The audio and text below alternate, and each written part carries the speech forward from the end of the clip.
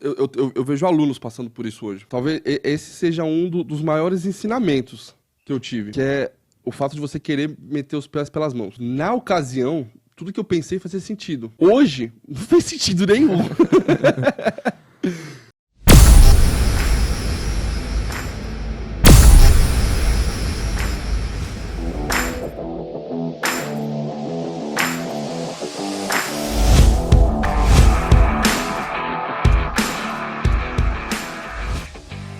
Mas, pra vocês entenderem um pouco isso, eu acho que eu tinha que voltar um pouco mais lá atrás ainda. Gente. Toda vez que eu achava, e muitas das vezes eu achei que tinha um problema e não tinha. Muitas vezes eu achava, por eu não ter conhecimento, por eu não ter experiência técnica, eu achava que eu estava num problema. E muitas vezes eu não estava. E aí eu criava um problema, e foi quando eu quis dar esse outro passo. E por que que eu sou assim? Por que que eu sou assim? Eu vou contar uma historinha pra vocês aqui. Se eu me emocionar, não ignorem, tá? Mas quando eu tinha 11 anos de idade, quando eu tinha 10 anos de idade, o meu pai teve AVC. Minha mãe tinha uma loja, meu pai e minha mãe tinham uma loja lá em Carapicuíba, de refrigeração e ar-condicionado, de manutenção de máquina de lavar, geladeira. Meu pai mexia com câmera fria, com caminhões, né? Eu lembro de várias vezes meu pai me levando no Ceasa para mexer nos caminhões frigoríficos, eu aprontava. E meu pai teve AVC e caiu numa cama, e ficou internado no hospital. Numa semana, se não me engano, foi numa sexta-feira. Na semana seguinte, meu avô era vivo, meu avô sempre levava a gente para viajar. Meu avô sempre levava a gente para viajar. Sempre. Pegava a gente, entre aspas, era só eu, né? Coitada, minha irmã ela foi meio excluída nessa época aí.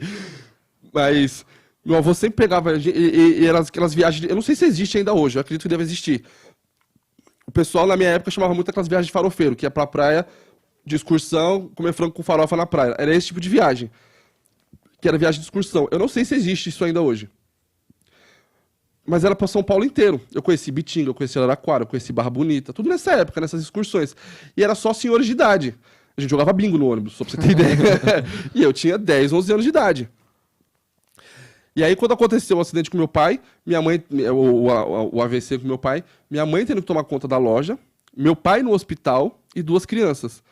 Minha irmã foi pra casa da minha tia e meu avô falou, eu vou levar o Dudu pra viajar. E aí a gente foi numa viagem dessa excursão, de uma dessas excursões. Ele conseguiu vaga numa excursão, a viagem era Araraquara, Barra Bonita, eu não lembro se tinha outro lugar. Isso tudo num dia? Fazia... Não, e na semana seguinte. Meu pai teve AVC na sexta-feira, ou foi no sábado, foi no final de semana. E aí na segunda-feira minha mãe contou esse problema, tendo que abrir a loja, meu pai internado. E aí eu fui pra casa do meu avô, e minha irmã foi pra casa da minha tia. E aí ele falou assim pra mim, aí meu avô falou, não, vou levar o Dudu pra viajar, então vou conseguir a excursão, a gente vai viajar. E aí a gente foi nessa excursão. No primeiro dia da excursão, meu avô foi mergulhar na piscina, bateu a cabeça e quebrou o pescoço. Eu lembro de detalhes. Lembro deles tirando meu avô na piscina. Lembro deles fazendo respiração boca a boca do meu avô na piscina. Eu lembro de tudo isso. Eu lembro, assim, detalhes. Se eu precisar contar, não vou entrar em detalhes, mas se eu precisar contar detalhes, eu lembro de detalhes. Eu tinha 10 anos de idade. 10 anos de idade. Eu tinha 10 anos de idade. Eu lembro de detalhes de tudo isso. A viagem acabou ali, levaram meu avô pro hospital, falaram pro meu avô que não, eu vou estar bem, eu vou estar bem. Daqui a pouco ele vem te buscar. Aí eu dormi, como criança eu dormi. Eu lembro de eu acordando no ônibus e perguntando, cadê meu avô? Não, que a gente tá indo pra casa, que seu avô, ele precisou fazer uns exames no hospital, vai ficar lá. A pessoa que tava comigo no ônibus, que me levou, eu não lembro quem era, não conheço. Mas se eu ver essa pessoa, eu sei quem é. Levou, me entregaram pra minha mãe. Da minha mãe me levaram pra casa da minha tia e eu passei na casa da minha tia 2 meses. Desses 2 meses eu não sabia que meu avô tinha falecido. 2 meses depois. 2 meses eu fui ficar sabendo. Minha tia que me contou, eu lembro até hoje, no quarto do Ronald, que é meu primo, dela me contando que meu avô tinha falecido. Aí você para pra pensar o seguinte. Dona Júlia, sua avó, com o marido no hospital, o pai morto, 2 crianças pequenas e uma empresa pra tomar de conta. E minha mãe, ela passava todo dia pra ver a gente. A gente ficou na casa da minha tia, né, eu e sua tia, eu e a Karen. A gente ficou na casa da sua tia e minha mãe passava lá todo dia pra ver a gente, levava a gente pra casa, fazia, deixava a gente ir lá, a gente só ficava lá. E eu nunca vi minha mãe reclamando, mano. Eu nunca vi. Meu pai ficou, acho que se eu não me engano, foi 47 dias internado no hospital. Então, numa semana, meu pai teve AVC. Na semana seguinte, o meu avô morreu, que era pai da minha mãe. E minha mãe ainda tinha que tomar conta da empresa, porque a empresa era que mantinha a gente, era o que pagava nossas contas. E eu nunca vi sua mãe, eu nunca vi minha mãe reclamando. Eu nunca vi minha mãe reclamando. Nunca vi. Então, se minha mãe, com toda essa situação, não reclamava, eu vou reclamar que o motoboy chegou atrasado? Eu vou reclamar que o motoboy faltou? Eu vou reclamar que a cozinheira deu cano? Eu vou reclamar que a chapa acabou o gás? Eu vou... Ficar dando desculpa. Amigão, então, a partir daí, desde quando eu comecei a me conhecer como gente, comecei a me tratar profissionalmente, eu sempre lembrei disso. Depois de passado tudo isso, meu pai saiu do hospital. Ah, e tinha um detalhe nessa história ainda. O meu avô e meu pai eram muito ligados. Eles eram muito ligados mesmo. E aí, meu avô tinha falecido, o meu pai estava no hospital, não podia ter emoções, não podia ficar nervoso, nem triste, não podia ficar feliz. Minha mãe não podia contar pro meu pai o que tinha acontecido com meu avô. E aí meu pai perguntava, cadê o Lido? Meu avô chamava Lido. Cadê o Lido? Por que o Lido não vem me ver? Não, que o Lido tá cuidando das crianças, não dá pra vir ver, o Lido tá cuidando das crianças. Então você imagina a situação da minha mãe, cara, tendo que lidar com tudo isso. E eu nunca vi minha mãe reclamando, cara. Eu nunca vi minha mãe reclamando. Você pode ver que a garra, a luta é de família. Eu nunca vi minha mãe reclamando. E eu não esqueço disso, cara. Eu não esqueço disso. Depois de tudo isso, passado um ano, resolveu a situação, meu pai voltou a trabalhar, tudo isso, a situação meio que normalizou, minha mãe se divorciou. Meu pai. Nessa transição, quando a gente começou a passar dificuldade, que meu pai se separou da minha mãe, e a gente começou a passar dificuldade mesmo, eu, minha mãe e minha irmã, a gente começou a passar muita dificuldade, eu nunca vi minha mãe reclamando. Minha mãe levantava todo dia, minha mãe foi trabalhar de faxineira, fazer casa, enfim, ela foi fazer, pra você ver, era uma empresária que saiu até em jornal. Minha mãe, na época, saiu no jornal de Carapicuíba. O jornal regional saiu no jornal de Carapicuíba, que tinha foto lá, tudo. Ela fez o que foi preciso para criar os filhos dela. Ela foi trabalhar de faxineira, ela foi trabalhar em casa de família. Ela fez o que... E ainda assim, mesmo tendo uma queda violenta dessa, eu nunca vi minha mãe reclamando. E aí, eu escolhi caminhos errados.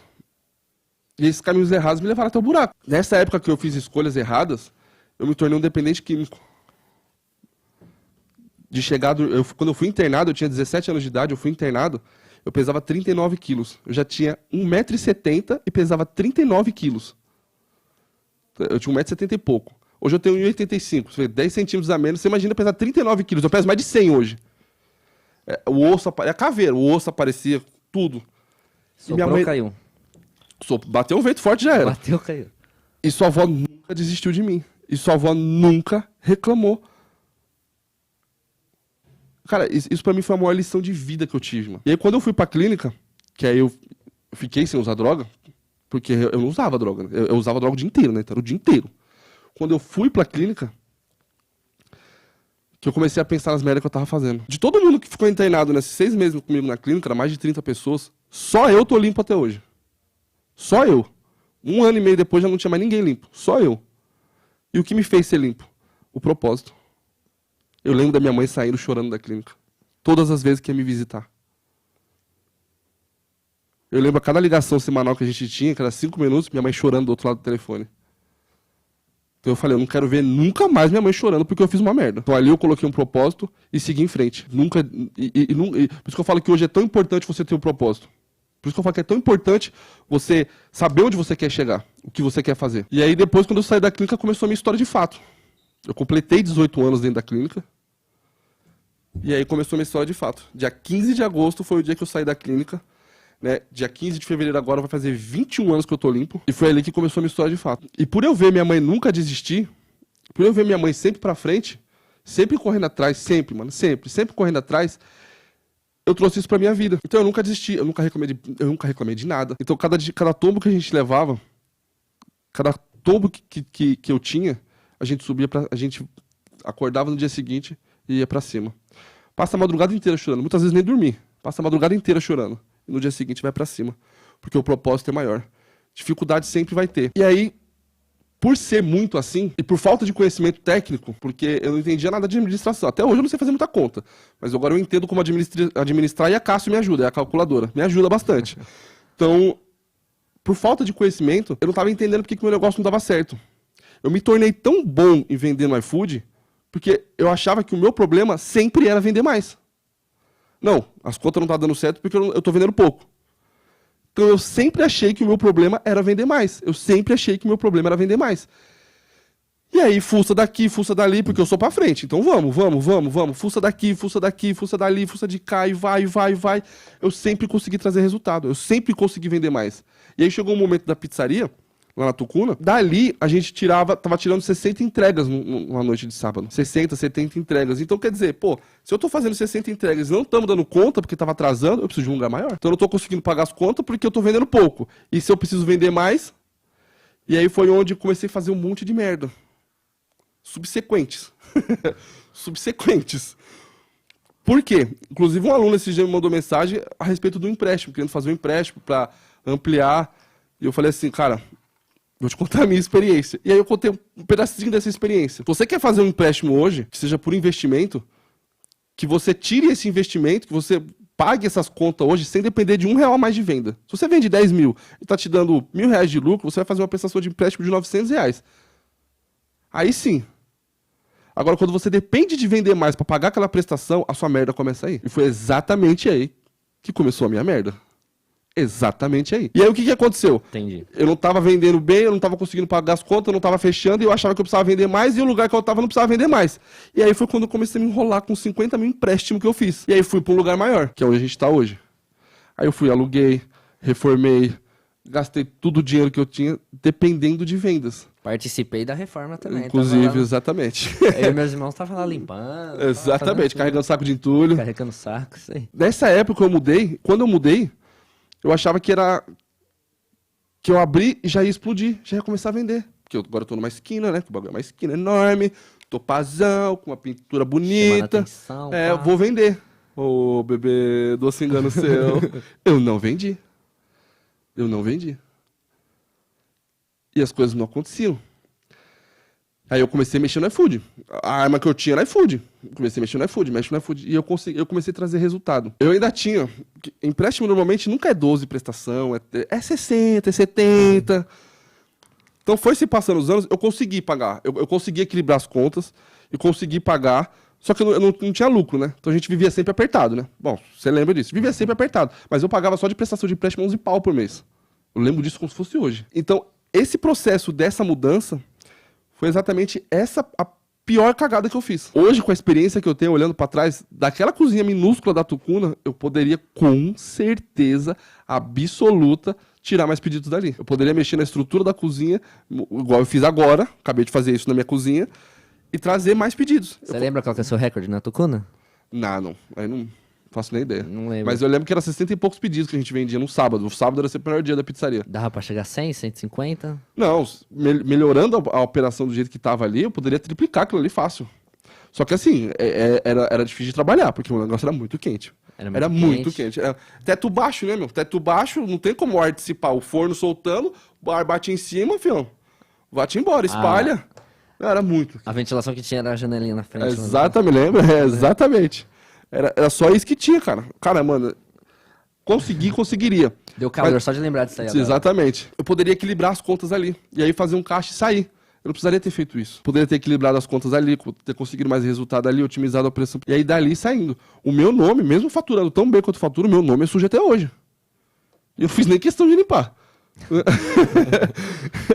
Eu paguei todo mundo que eu devia de pessoas. Banco eu não paguei nenhum. Tem fase dessa... Nossa, que dolorido só de lembrar.